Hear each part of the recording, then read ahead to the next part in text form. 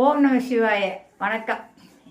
இன்னைக்கு நம்ம எதை பற்றி பேச போகிறோங்க? நவராத்திரி வந்தாச்சு, எல்லாருக்கும் ஒரே சந்தோஷம். பெண்களுக்கு ரொம்ப சந்தோஷமான நாட்கள் இந்த 10 நாட்கள். ஏன்னா அவங்களுக்கு வெளியிலலாம் போவாங்க, ரொம்ப இதுவாக இருப்பாங்க, நல்லா அழகாக ட்ரெஸ் பண்ணிப்பாங்க, அம்பாளை வணங்குவாங்க. அவங்களுக்கு ஒரு சந்தோஷத்தை கொடுக்கக்கூடிய நாட்கள் தான் இந்த 10 நாட்களும். இப்போ முன்காலத்துலலாம் பெண்கள் வெளியில் போகிறது அவ்வளோவா நடக்காத விஷயமா இருந்தது. அப்போல்லாம் இந்த மாதிரியான ஒரு ஃபங்க்ஷன் நேரத்தில் தான், நவராத்திரியில் தான் எல்லோரும் ஒருத்தர் வீட்டுக்கு போயிட்டு வருவாங்க, ஃப்ரெண்ட்ஸ் வீட்டுக்கு போவாங்க, ரிலேஷன் வீட்டுக்கு போவாங்க.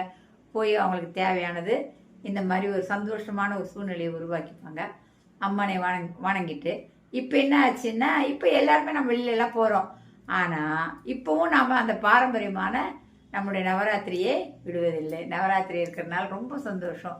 எல்லா சிவன் கோவில்லையும், எல்லா அம்மன் கோவில்லையும், எல்லா கோவில்லையும் உங்களுக்கு கொலுப்படி வச்சுருப்பாங்க, எல்லா தெய்வங்களை வச்சுருப்பாங்க. எல்லாரும் போய் நம்ம வீட்டில் வச்சாதான் நவராத்திரின்னு இல்லை, போய் நீங்கள் கோவிலில் போய் வணங்கலாம். அப்புறமா வேறு என்ன, வீட்டில் இருக்கிறீங்க, இன்றைக்கி திங்கக்கிழமை, இன்றைக்கி வெண்மை நிற ஆடைகளை உடுத்தி கொள்ளுங்க.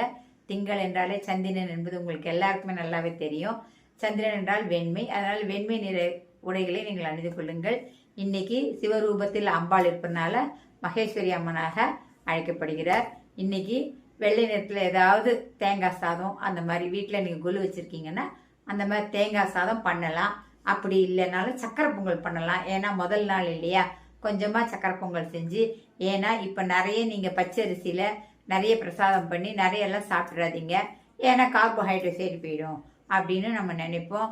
ஆனால் வீட்டுக்கு வரவங்களையும் ரொம்ப கம்பல் பண்ணாதீங்க. முடிஞ்ச அளவுக்கு, உங்களால் முடிஞ்ச அளவுக்கு சுண்டல் பயிர் வகைகள் நிறைய பண்ணுங்க டெய்லி. ஏன்னா யாராவது வந்தாலும் அவங்களுக்கு அது கொடுங்க. அதனால் அவங்களுக்கு ப்ரோட்டீன் தான் ஏறுமே தவிர கார்பு ஏறாது.